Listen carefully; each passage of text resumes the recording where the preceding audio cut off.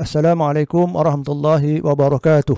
Mahkamah membatalkan keengganan EU, Suruhanjaya Eropah untuk mendedahkan teks COVID pada hari Rabu 14 Mei 2025 baru-baru ini.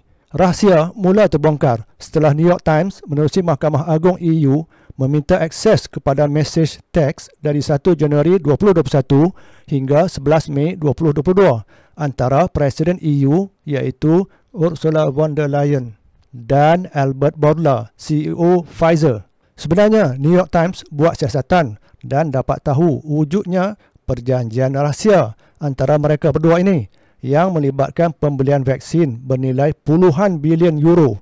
Diam-diam mereka berdua bincang dan putuskan tanpa melibatkan anggota EU yang lain. Saya fikir di Malaysia pun mungkin berlaku perkara yang sama. Keputusan dibuat oleh beberapa orang sahaja. Mungkin pakai WhatsApp. Kita pun nak tahu apa asas kepada keputusan-keputusan yang dibuat. Secara tergesa-gesa pula tu. Atau hanya dapat mesej dari pembekal vaksin suruh ambil semua sekali. Imbau tahun 2020 ketika mana tiada vaksin lagi ketika itu, kematian pun tidak tinggi.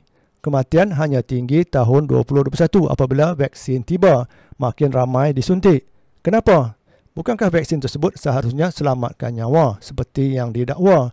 Saya orang sains, saya bukan tak percayakan vaksin. Tapi kes ini data tidak menyokong. Kenapa nak paksa melainkan ada macam perjanjian dengan pembekal dan pembuat vaksin? Pada saya, sains perubatan hari ini, maaf guna istilah ini, dilacurkan kerana wang. Kebanyakan pemain industri farmaceutical tidak mempunyai code of conduct mereka sendiri. Satu tinjauan mendedahkan. Ini sekaligus menjawab persoalan kenapa mereka berkelakuan sedemikian. Janji produk laku. Kita juga dah lihat kes kluster tablik dulu pada Mac 2020 di mana lebih 10,000 orang berhimpun. Tidak semua dijangkiti pun. Sebaiknya KKM buat kajian. Saintis tempatan buat kes tadi kerana hanya berlaku beberapa kematian sahaja. Ketika itu tiada pelitup muka, tiada solat jarak dan sebagainya. Justru banyak rahsia yang disembunyikan daripada pengetahuan awam. Ironinya, ahli parlimen yang kita ada pun macam tidak berfungsi sepenuhnya dan terlebih bayar pun.